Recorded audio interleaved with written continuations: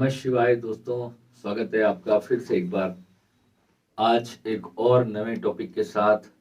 Abundance is the only की। Abundance बोलते हैं पर्याप्त। जो आप जीवन में जो कुछ भी चाहते हो, जब वो आपके पास पर्याप्त है तो आप अबंडेंस में जी रहे हो। और अबंडेंस जो शब्द है वो खुशी के साथ पर्याप्त मात्रा होना किसी भी चीज की, इसके लिए यूज किया जाता है। एक होता है कि बहुत कुछ है पर अबंडेंस फील नहीं हो रही है, मन अंदर से शांत नहीं है। और जितने भी लोग आज अध्यात्म की राह पर चले हैं, उनके पास कुछ ना कुछ ऐसा है जो बहुत अबंडेंस में उन्हें प्राप्त हुआ। या दुख उन्हें बहुत अबंडेंस में प्राप्त हुआ होगा, या सुख उन्हें बहुत अबंडेंस में प्राप्त हुआ होगा। कमाल की बात है ना।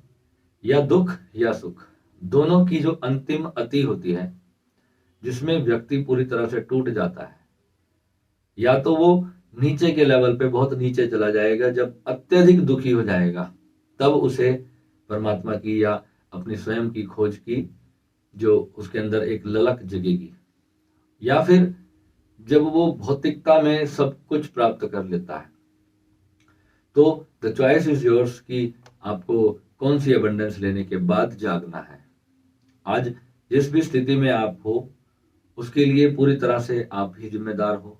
आपके कर्म जिम्मेदार हैं, आपकी परवरिश और आपकी जो भी अपब्रिंगिंग्स रही हैं, जो भी संस्कार आपको मिले हैं, जो भी ज्ञान आपने जीवन भर में अर्जित किया है, जो भी नॉलेज, जो भी लर्निंग आपने प्राप्त की है, केवल उसी के कारण आज आप जो हो, आप कोई डॉक्टर हो, इंजीनियर हो, कोई छोटी मोटी जॉब करते हो, या कोई छोटी मोटी शॉप चलाते हो, whatever you are doing, कुछ भी आप जीवन में कर रहे हैं, उसके लिए जो जिम्मेदार है वो सिर्फ आपकी अपब्रिंगिंग्स है, आपकी लर्निंग है।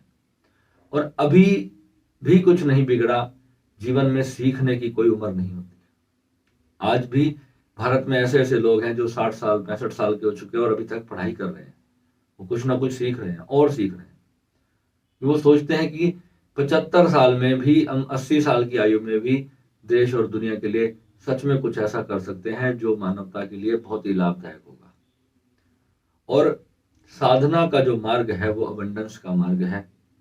साधना आपको भौतिकता और प्रकृति में जितने भी राग लपेट हैं, वो सभी चीजों में आपको साधना अबंडेंस प्राप्त करवाती है।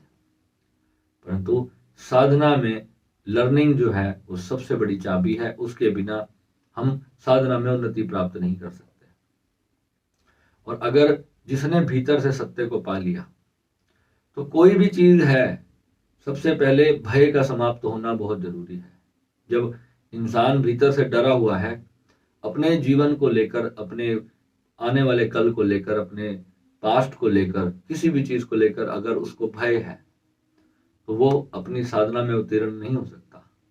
तो भय के लिए सबसे पहले हमारे नाभि चक्र का खुलना, उसका जागृत होना बहुत आवश्यक होता है। और कुंडलिनी जागरण के बिना यह संभव नहीं होता। बहुत से लोग कहते हैं कि भैया हमने कुंडलिनी जागरण की जब कोशिश की तो ये सारी समस्याएं जो आप बताते हो एज इट इज हमारे साथ हो रही हैं, परंतु अभी हमें मार्ग आगे नहीं मिल पा रहा। तो अभी हमें क्या करना चाहिए?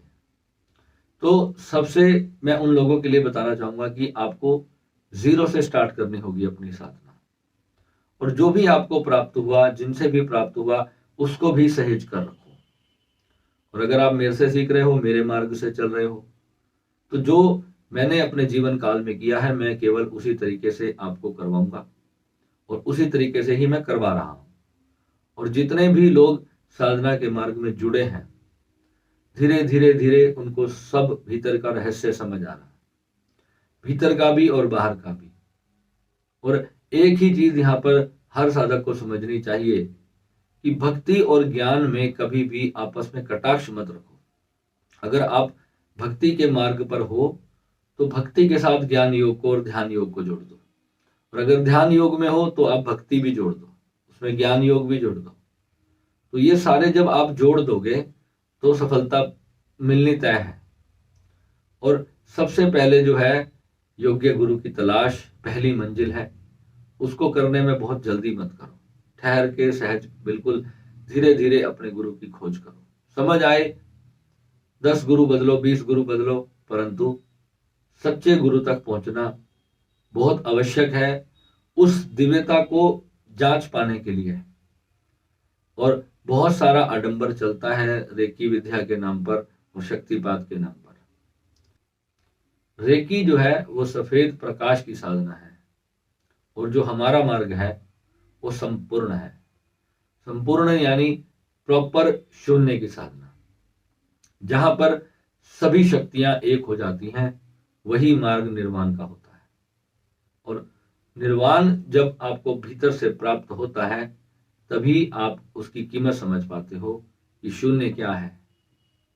वो ऐसी अवस्था है कि जब संसार में आपको कुछ अच्छा ही नहीं लगेगा, और आप कहोगे भैया तो यहाँ तो हमारी लाइफ गड़बड़ हो जाएगी। कभी गड़बड़ नहीं होगी। कुछ अच्छा नहीं लगने का मतलब ये होता है कि कुछ इतना अच्छा मिल जाता है कि ये सब जो 2% की चीजें हैं ये अच्छी नहीं लगती। परंतु ऐसा नहीं होगा कि आप इन चीजों का भोग नहीं करोगे। ये सब चीजें भी आपके पास रहेंगी, आपके कदमों में रहेंगी। परंतु जो सबसे बड़ा भोग है, जो सबसे बड़ा आनंद है, जो सबसे बड़ी हैप्पीनेस है, वही 1 नंबर की प्रायोरिटी पर रहेगी, और उसी चीज का आनंद सबसे ज्यादा होगा। सोने का उठने का समय बदल सकता है, खाने का पीने का समय बदल सकता है, क्योंकि अब आप सामान्य मानव नहीं रहोगे। आपके भीतर बहुत बड़े बड़े चेंज होने शुरू होंगे। तो आपको उन सारे चेंजेस को समझना होगा कि ये चेंजेस क्यों आ रहे हैं। क्योंकि जब मैं शरीर से हट करके आत्मवान हो रहा हूं, आत्मा की ओर यात्रा कर रहा हूं, उस परमात्मा की ओर यात्रा कर रहा हूं, तो परमात्मा कभी सोता नहीं है और जगता नहीं है। परमात्मा तो बस है। भगवान कृष्ण ने अर्जुन से कहा था कि मैं तो बस हूं अर्जुन, अब तू समझ ले कि तू भी बस है। और ऐसा कोई समय नहीं था जब तू नहीं था, और ऐसा कोई समय नहीं आएगा जब हम नहीं होंगे। तो क्या भगवान इस बात को जुटला रहे हैं? क्या ये कोई झूठी बात है? किस चीज की बात कर रहे हैं कृष्ण? वो क्या तत्व है जब भगवान ने अर्जुन को ये भी कहा? अर्जुन तो कोई भगवान नहीं था, फिर भगवान ने अर्जुन को भी तो कहा कि ऐसा कोई समय नहीं था जब तू नहीं था, और ऐसा कोई समय नहीं होगा जब तू नहीं होगा। तो इसका मतलब एक बात कंफर्म है कि आपके भीतर कोई ऐसी चीज है जिससे कि आप अमर हो। आप मर नहीं सकते। फिर उस चीज को जान लेना कितना आनंदित होगा। जो चीज हमने शास्त्रों में पढ़ी तो है, परंतु उसका अनुभव नहीं किया। और अगर सच में वो अनुभव ही भीतर से प्राप्त हो जाए तो क्या मजा आ जाए जीवन का। ये सारा खेल क्या है, जब यही समझ आ जाए तो क्या देखने का नजरिया दुनिया को बदलेगा या नहीं बदलेगा।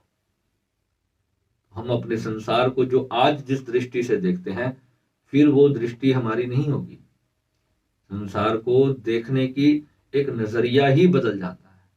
कोई दुख मिलता है तो वो दुख नहीं रह जाता, कोई सुख मिलता है तो वो भी कोई सुख नहीं रह जाता, और कोई आपकी निंदा करता है तो वो निंदा नहीं रह जाती। कोई आपकी बहुत ज्यादा तारीफ कर देता है, वो तारीफ आपको प्रसन्नता नहीं देती, क्योंकि आपका ही है ये सब कुछ, और आपको किसी ने देना नहीं है।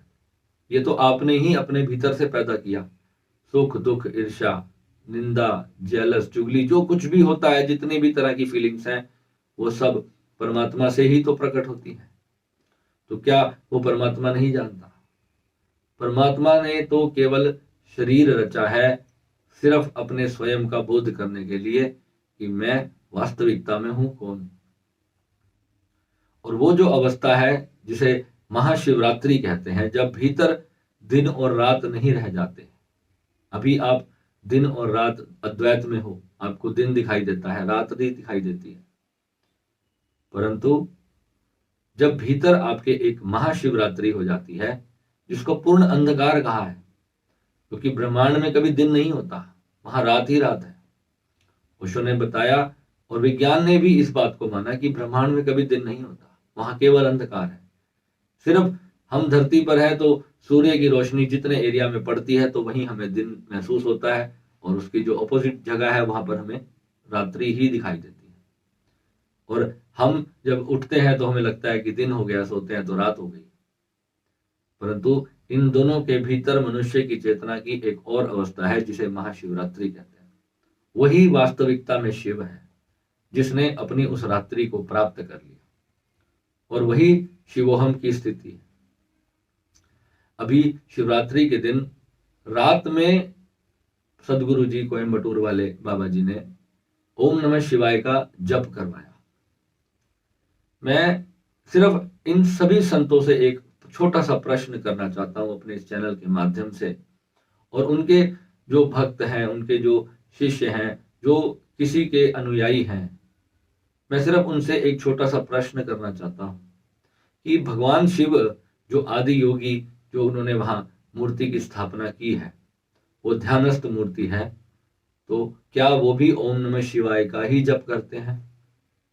अगर हमें ओम नमः शिवाय के जप से प्राप्त होगा तो क्या वो भी ओम नमः शिवाय का जप करते हैं?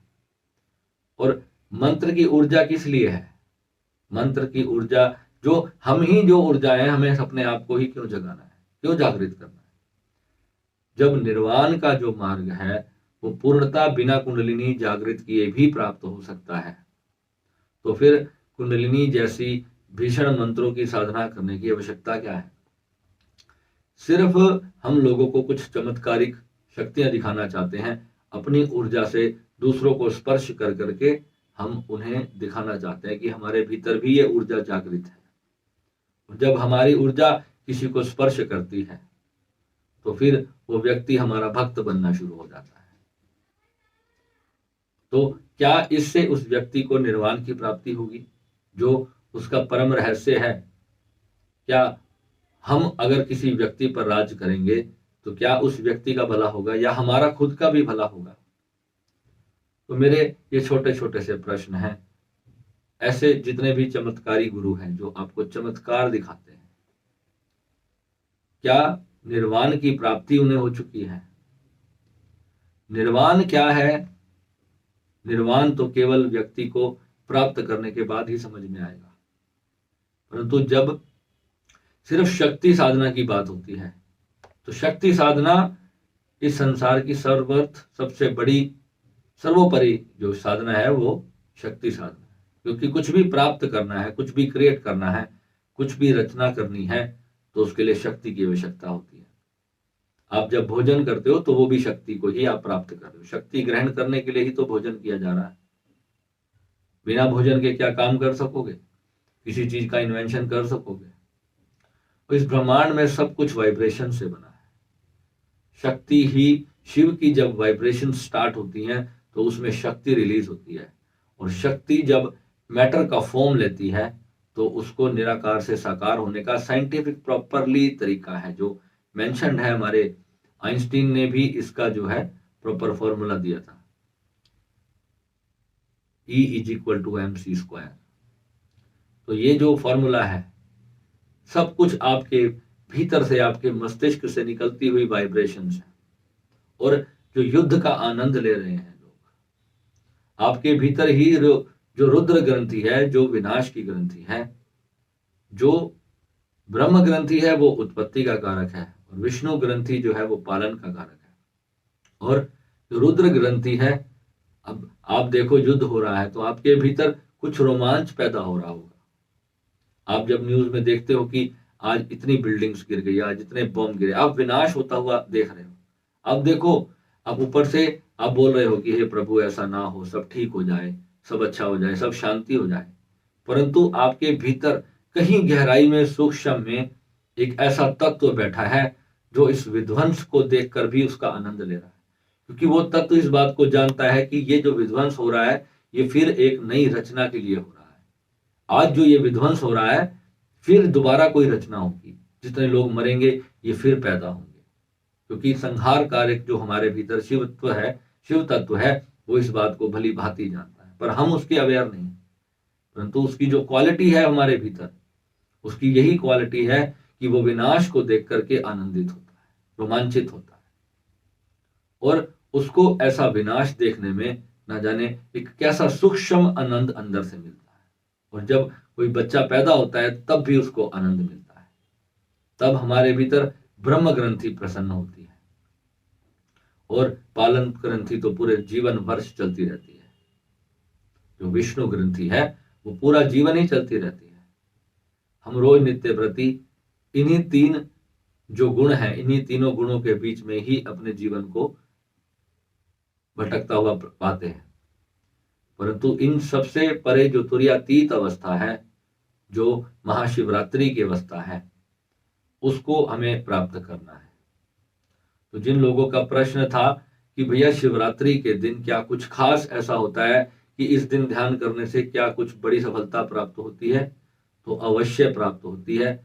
जितने भी ऋषि मुनियों ने इन दिनों के महत्व को दर्शाया है, इन दिनों ब्रह्मांड में कुछ ऐसी घटनाएं होती हैं, कुछ ऐसी ऊर्जा का एक ऐसा खेल उस दिन रचा जाता है, ब्रह्मांड ही वो अपने आप करता है। ऐसा कुछ समय आता है, हर साल ऐसे बहुत से दिन होते हैं, अमावस होती है, होली होती है, दीपावली होती है, ऐसे ऐसे बहुत से समय होते हैं जो ग्रहण काल होता है। तो इन समय में साधना के फलीभूत होने के जो चांसेस होते हैं वो बहुत गुना बढ़े हुए होते हैं, और इस समय में अगर आप साधना करोगे तो बहुत ही अच्छा रिजल्ट आपको मिलेगा। हमारे जितने भी साधकों ने इस बार शिवरात्रि साधना में पूरा दिन साधना की है, मात्र एक ही दिन की साधना में उनको 10 वर्ष की साधना का फल प्राप्त हुआ है। वो भीतर से अपने अनुभव बता रहे हैं कि भैया वाकई में जो हम इतने सालों से कर रहे थे, मात्र आज के एक दिन में ये सब साधनाएं करने से हमें इतना बड़ा लाभ प्राप्त हुआ। जिसको कभी अपने भीतर शक्ति का अनुभव नहीं हुआ था, उन्हें भी अपने भीतर शक्ति का अनुभव होने लगा। तो यही है इन दिनों का महत्व, और ऐसे दिनों में जो है विशेष तौर पर अपनी साधना को प्रारंभ करना चाहिए, जिससे कि हमारे जीवन को लाभ मिले। और मैं आशा करता हूं कि आप सभी इन चमत्कारिक चीजों के पीछे ना भाग करके केवल उस परम शून्य की साधना करें, निर्वाण की साधना करें, मोक्ष पद की साधना करें, और उसी साधना में नीचे के सारे सुख भी प्राप्त होते हैं। जो हमारे नीचे के 5-6 चक्र हैं, वो सभी धीरे धीरे धीरे धीरे सक्रिय हो ही जाते हैं, क्योंकि इतना समय नहीं है कि आप एक एक चक्र पे 3-3, 4-4 साल दोगे। तो सातों चक्रों पर एक साथ काम करना बहुत आवश्यक होता है, और जब सही मार्गदर्शन मिल जाए तो हमारी जो स्पीड है वो कई गुना बढ़ जाती है, और डायरेक्शन भी अगर सही मिल जाए और स्पीड के साथ डायरेक्शन भी हो, पहुंचने का जो नेविगेशन सिस्टम है तो वो भी अगर अच्छा हो तो सब कुछ आनंदित मिल जाता है। ठीक है, तो आई होप आप अपनी साधना करते रहेंगे, और किसी को कोई भी प्रश्न हो तो आप YouTube पर या WhatsApp पर हमें कमेंट्स कर सकते हैं और भेज सकते हैं अपने प्रश्न। नमः शिवाय।